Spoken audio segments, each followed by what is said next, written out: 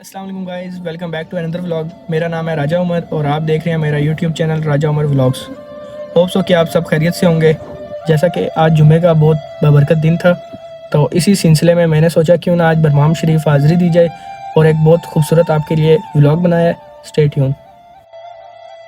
कहा जाता है कि एक बार आप पहाड़ की गार में मशगूल इबादत थे, चिल्ला काट रहे थे। इसी दौरान वहाँ पर मौजूद एक देव शोर मचाता, रक्स करता और मुंह से मुख्तलिफ आवाज़ें निकालता और आपके चिल्ला में खलल पड़ता। आपने 3 बार उस देव को वहाँ से चले जाने के लिए कहा, मगर जब वो बाज ना आया तो इमाम बरी सरकार ने उस देव को पत्थर कर दिया, मतलब पत्थर का बना दिया। दोस्तों, सांडा पत्थर हो जाने वाला वाक़या कुछ यूँ है कि हज़रत सैयद अब्दुल लतीफ़ काज़मी रहमतुल्लाह अलैह अल मारूफ बरी इमाम सरकार का एक मुरीद था, जिसके पास 70 भैंसें और एक सांडा यानी एक भैंसा था। वो रोज़ाना एक भैंस का दूध धो कर लाता और आपकी खिदमत में पेश करता। आप दूध पीने के बाद दुआएं देते, मगर इत्फाक से मुरीद जिस भैंस का दूध आपको पिलाता वो उस रात मर जाती। यूं 70 दिनों में 70 भैंसें एक के बाद एक करके मर गई।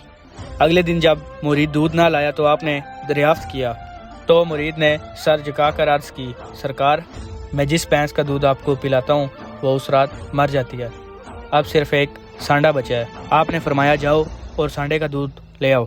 तो मुरीद बोला, सरकार, भला संडा भी क्या दूध देता है? आपने फरमाया, जाओ तो सही।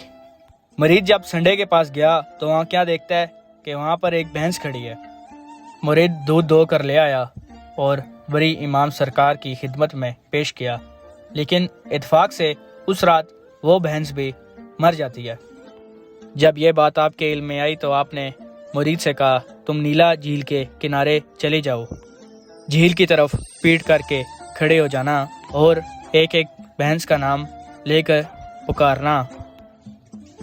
मुरीद ने ऐसे ही किया, एक एक भैंस का नाम पुकारता गया और भैंस नदी से निकलकर उसके सामने आती रही। लेकिन जब उसने सांडे का नाम पुकारा और तजस्सुस की वजह से मुड़कर देखा तो सांडा आधा झील से बाहर आ चुका था, वहीं पत्थर का हो गया। दोस्तों, बरी इमाम सरकार की दर्जनों करामतें बयान की जाती हैं, जिसमें बैरो जिन को मारना, एक जिन को पत्थर बनाना, इंसू को जिंदा करना और बहुत सी रवायात में आप इमाम बरी सरकार के करमात का जिक्र आता है। कहा जाता है कि एक बार बादशाह औरंगजेब आलमगीर का गुजर इस मुकाम से हुआ। यहाँ पर बरी इमाम सरकार का डेरा था। बादशाह ने जब देखा एक दरवेश जिसके आम से कपड़े हैं, उसके गिर्द हजारों लोगों का हजूम और सब के सब ज़ाहिरी तौर पर आम और दरवेश नजर आते हैं। बादशाह ने इस नीयत से एक शाही दावत का इत्माम किया कि भूखे नंगे लोग मेरी दावत का सुनकर इस दावत पर आ जाएंगे, मगर हुआ इसके उल्ट। शाही दावत पर एक भी मुरीद ना गया। सब के सब बरी इमाम सरकार के गिर्द बैठे रहे और सूखी रोटी के साथ दाल खाते रहे। औरंगजेब आप बरी इमाम सरकार के पास आया और पूछा कि तुम्हारे पास ऐसा क्या है कि ये मफलूकुल हाल लोग शाही दावत छोड़कर सूखी रोटी के साथ दाल खा रहे हैं? तो बरी इमाम सरकार ने औरंगजेब को अपने पास बिठा लिया। कहा जाता है कि उस पर एक अजीब कैफियत तारी होगी और वो सुभान अल्लाह कह उठा। बादशाह औरंगजेब का कहना था कि इतना पुरकैफ नज़ारा उसकी आंखों ने पहला कभी नहीं देखा।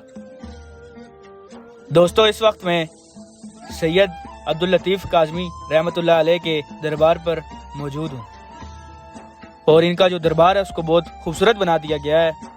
दोस्तों, अगर आपने मदीना शरीफ देखा हो तो ये उसके आर्किटेक्चर के ऊपर ये आर्किटेक्चर बनाया गया है। आप उम्र भर शरीयत के पाबंद रहे और हकूक अल्लाह और हकूकुल इबाद अदा करते आपकी उम्र बीत गई। आप एक कामिल वली थे। शाहजहां के दौर में आपकी पैदाइश चकवाल के एक गांव रिसालपुर में हुई।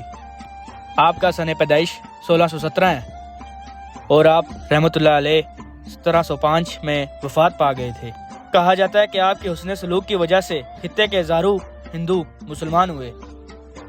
آپ کا دربار شریف اسلام آباد کے ایک گاؤں نورپور میں ہے، اور اس دربار کو پہلی بار اورنگزیب عالمگیر نے تعمیر کروایا تھا، اور اس کے بعد محکمہ اوقاف نے اس کی تعمیر دوسری مرتبہ کی۔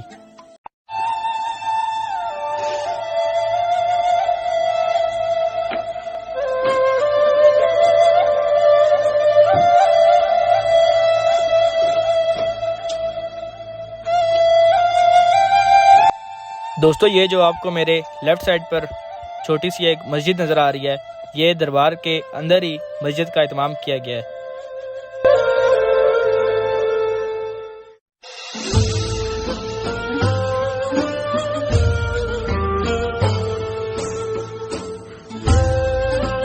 دوستو، اسی دربار میں ایک اور قبر ہے پیر میٹھا شاہ کی، یہ بھی خدمت گار تھے امام بری سرکار کے۔ اور دوستو، یہ جو دروازہ خوبصورت آپ کو نظر آ رہا ہے، یہ مدینہ شریف میں موجود باب رحمت کے آرکیٹیکچر پر بنایا گیا ہے۔ اور دوستو، اسی دربار کے آتے میں شاہ حسین بادشاہ کی بھی قبر موجود ہے، اور کہا جاتا ہے کہ یہ سرکار کے خلیفہ اول تھے، اور یہاں پر بھی عقیدت مند لوگ آتے ہیں اور محبت کا اظہار کرتے ہیں۔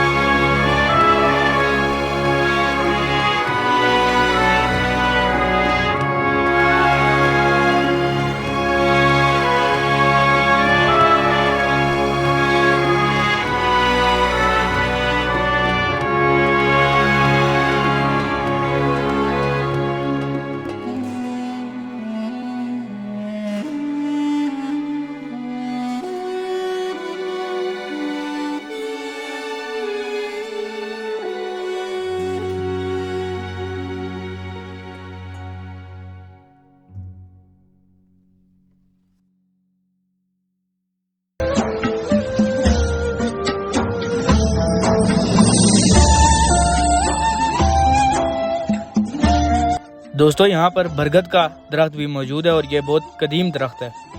کہا جاتا ہے کہ یہ امام بری سرکار کے زمانے کا درخت ہے۔ اور دیکھیں، یہاں پر لوگ منتیں مانگنے کے لیے آتے ہیں، اور اس درخت کے ساتھ داغے اور دیگر تالے وغیرہ باندھ کر چلے جاتے ہیں، اور لوگ دیے وغیرہ بھی جلاتے ہیں۔ اور کہا جاتا ہے کہ دیے جلانے سے ایک بابے کے مزار کو روشن کرنا ہے۔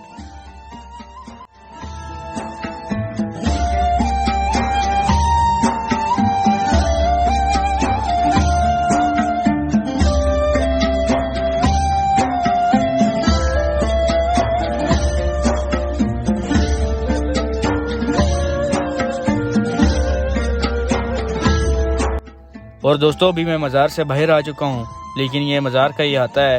یہاں پر مچ ہے جہاں پر لکھا ہے کہ خاک شفا یہاں سے ملے گی، اور یہاں پر لوگ دیے روشن کرتے ہیں، اور فقیروں اور درویشوں کے مزاروں پر مچ کا رواج ہمیشہ سے رہا ہے اور آج بھی ہے۔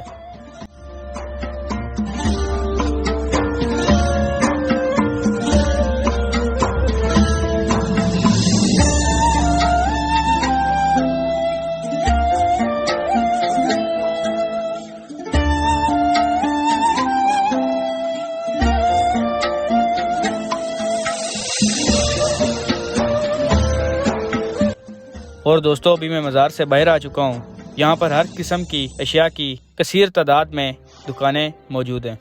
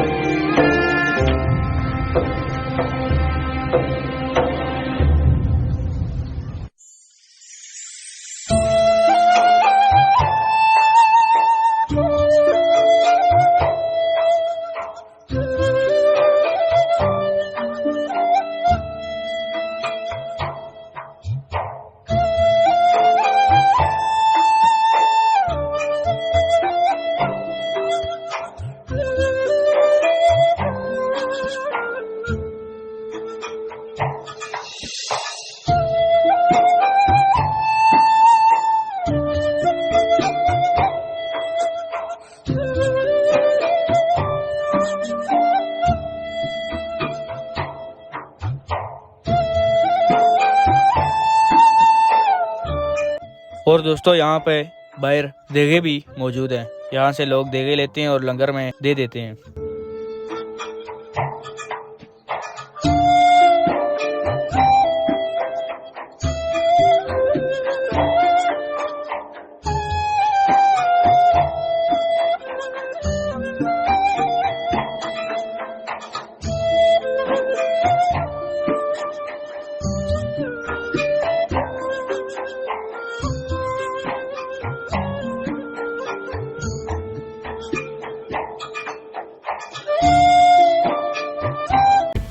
جی تو گائز ہوپ سو کہ آپ کو آج کی ویڈیو بہت زیادہ پسند آئی ہوگی۔ میرے چینل کو سبسکرائب کریں، میری ویڈیو کو لائک کریں اور شیئر کریں۔ شکریہ۔